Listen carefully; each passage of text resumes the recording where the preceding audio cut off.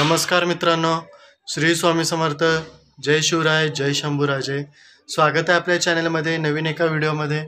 तर मित्रांनो, आजचा व्लॉग आपला असणार आहे स्वयंभू महालक्ष्मी मंदिर रत्नागिरी म्हणजे खेडशी येथे महालक्ष्मीची जे पावले उमटलेली आहेत तिथला आजचा व्लॉग असणार आहे. आणि तिथनंच मग पोमेंडी येथे मंदिर बांधण्यात आलेलं आहे, तिथला आजचा व्लॉग असणार आहे.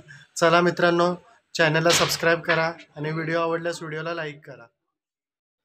तर मित्रांनो, रत्नागिरी जिल्ह्यातील खेडशी ह्या गावी म्हणजे रत्नागिरी नागपूर ह्या हायवेवर रेल्वे स्टेशनपासून अगदी 1 किलोमीटरच्या अंतरावर हे महालक्ष्मीचं स्वयंभू मंदिर आहे. इथं मित्रांनो महालक्ष्मी स्वतः येऊन स्थापित झालेली आहे कोल्हापूरहून. इथे महालक्ष्मीची पावले उमटलेली देखील आहेत कातळावरती. ह्याची आख्यायिका खूप मोठी आहे मित्रांनो. तर असं हे महालक्ष्मी मंदिर आहे खेडशी येथील. इथे मित्रांनो महालक्ष्मी देवीचं म्हणजे चेहरा इथे दिसतो आणि इकडे बाजूला महालक्ष्मीची पावले देखील उमटलेली आहेत, तिथे पण आपण बघणार आहोत. तर आधी आपण देव मंदिराचं दर्शन करून घेऊया आणि मग पुढे आपण जिथे पावले उमटलेले आहेत तिथे जाऊया. हे बघू शकता इथं आता आपण आलो आहे. हे बघा, इथे महालक्ष्मीचे पावले आहेत. त्यांनी काचेने पॅक केल्यामुळे आपल्याला ते व्यवस्थित आता क्लिअर दिसत नाही आहे, पण ही आख्यायिका खूप मोठी आहे, ती मी तुम्हाला पुढे सांगणारच आहे. त्यापूर्वी आपण दर्शन करून घेऊया आणि आता आपण पोमेंडीला निघणार आहोत. तर मित्रांनो, आपण आता खेडशीहून इकडे रत्नागिरीच्या दिशेने निघालो आहे आणि पुढे आलो की आपल्याला RTO चौक लागेल. RTO चौकातून आपण डाव्या हाताला वळणार आहोत की पुढे आपल्याला काजरघाटी लागेल.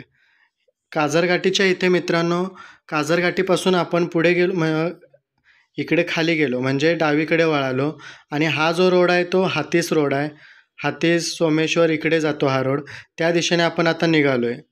तर मित्रांनो, रत्नागिरीपासून अगदी 6 ते 7 किलोमीटर अंतरावर असणाऱ्या पोमेंडी या गावी हे महालक्ष्मी मंदिर आहे आणि खूप अशा डोंगरात निसर्गरम्य वातावरणात असलेले हे मंदिर आहे. तर मित्रांनो, 500 ते 600 वर्षापूर्वीची ही आख्यायिका आहे. 500 ते 700 वर्षापूर्वी प्रभू हे पोमेंडी ह्या गावचे रहिवासी होते. तर ते दरवर्षी न चुकता कोल्हापूरला महालक्ष्मी अंबाबाईच्या दर्शनाला जात असत. तर त्यांचा जो हा अनुक्रम होता तो कधीच या जाण्यामध्ये कधीच खंड पडून दिला नव्हता. तर असेच ते पायी चालत जात असत. त्यावेळेला काय गाडी वगैरे असे काही नव्हते आणि ते चालत जात असत, दरवर्षी ते जात असत. तर त्यांच्या वयोमानानुसार त्यांना ते जाणं थोडं अवघड व्हायला लागलं आणि ज्या वेळेला त्यांनी शेवटचा प्रवास केला कोल्हापूरला, तर तिथे परतीचा प्रवास करत असताना त्यांनी कोल्हापूरच्या महालक्ष्मीला सांगितलं की आई अंबाबाई, इथून पुढे मला तुझ्या दर्शनाला येता येणार नाही, मला माझी तब्येत साथ देते नाही आहे, माझे शरीर साथ देत नाही आहे, तर मी येऊ शकणार नाही. असे करून त्यांनी परतीच्या प्रवासाला लागले आणि परतीचा प्रवास करत असताना येऊन ते खेडशी येथे मुक्काम केला. त्यांनी खेडशी येथे झोपले असताना त्यांना रात्री स्वप्नात आई अंबाबाई आली म्हणजेच महालक्ष्मी आली आणि महालक्ष्मीने सांगितले की तुला इथून पुढे कोल्हापूरला यायची काही गरज नाही, कारण मीच तुझ्याबरोबर आलेली आहे, असं त्यांनी सांगितलं. तर प्रभू यांना रोज सकाळी परडी घेऊन फुलं आणायची सवय होती. तर त्यांनी रात्री बघितलं तर त्या परडीमध्ये ताजी फुले बघायला भेटली. तर ही फुले आता रात्रीच्या वेळी कशी काय म्हणून बघायला गेले असताना त्यांना तिथे बाजूलाच पावले दिसली, जी आता आपण दर्शन करून घेतलं मागे तीच पावलं. तर नंतर मग त्यांनी सांगितलं की आई महालक्ष्मी, मी तुझं इथे मंदिर बांधेन असे सांगितलं आणि परत ते झोपी गेले. परत त्यांना आई अंबाबाई स्वप्नात आली. महालक्ष्मीने सांगितलं की बाळा, तुला मंदिर बांधायचं आहे तर तू इथे बांधू नको, मला तुझ्या घराजवळ राहायचं आहे, तू जिथे राहतोस तिथे बाजूला मला राहायचं आहे, तू माझी परत नवीन मूर्तीची प्रतिष्ठापना तिथे कर, मी तिथे येते. तर त्यावेळेला 500 ते 600 वर्षापूर्वी इथे पोमेंडी इथे ह्या मूर्तीची प्रतिष्ठापना केली, म्हणजेच आई अंबाबाई महालक्ष्मीची इथे प्रतिष्ठापना केली. तर असं हे पोमेंडी गावातील ऐतिहासिक मंदिर आहे मित्रांनो. त्याचा जीर्णोद्धार नंतर केला, पण हे जे देऊळ आहे ते 500 ते 600 वर्षापूर्वीचं देऊळ आहे.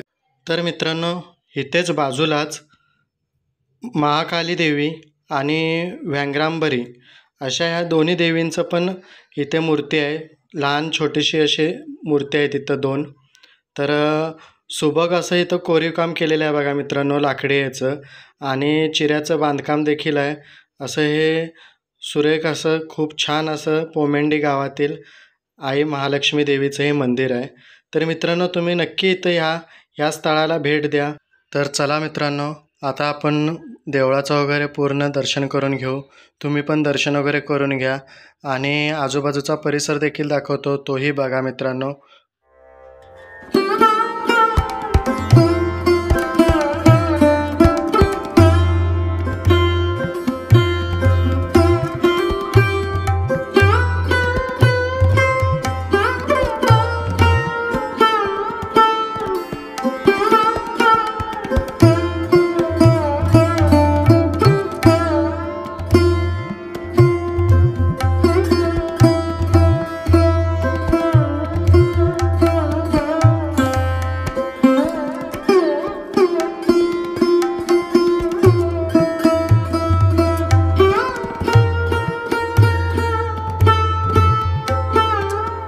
तर मित्रांनो, इथे ह्या गाणगापुरातून आणलेल्या पादुका देखील आहेत, त्यांचं पण दर्शन करून घ्या.